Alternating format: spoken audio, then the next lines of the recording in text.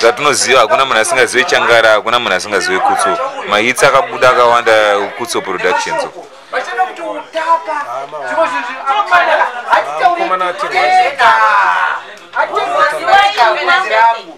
I'm not this kind of character because Komana was a character.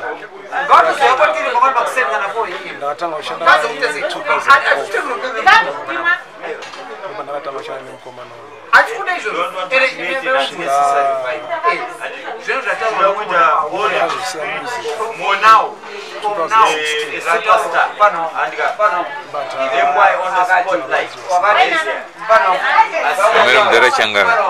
Ndimi wangasanda taura naye ndimi amwe mukomana from the start. Pajeni yake jaijaira negiri inini personally achindiudza negiri. Nekutaura kwaita nyaya dzake pakuimba. Aimba kuti akabva kuna Mudara Changara. And I know you personally. Ameno. Tombonzwa negiri pona yenyu mega muchitaura word of mouth yenyu tichinatsonzwa muri yeZimbabwe nevari kunze kweZimbabwe.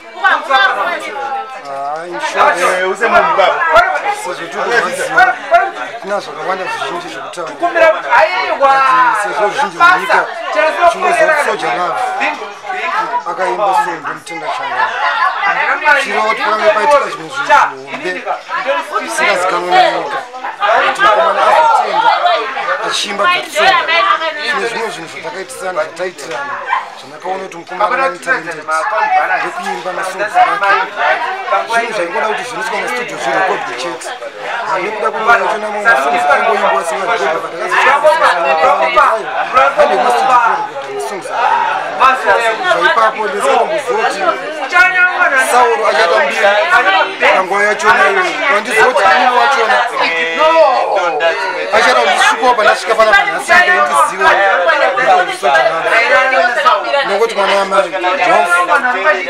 sama zvakanaka zora wakagara wakaimba kuti kana ndafa ndoda kuti mugoziva zvimwe zvamaiudza aiwa manyepo. We say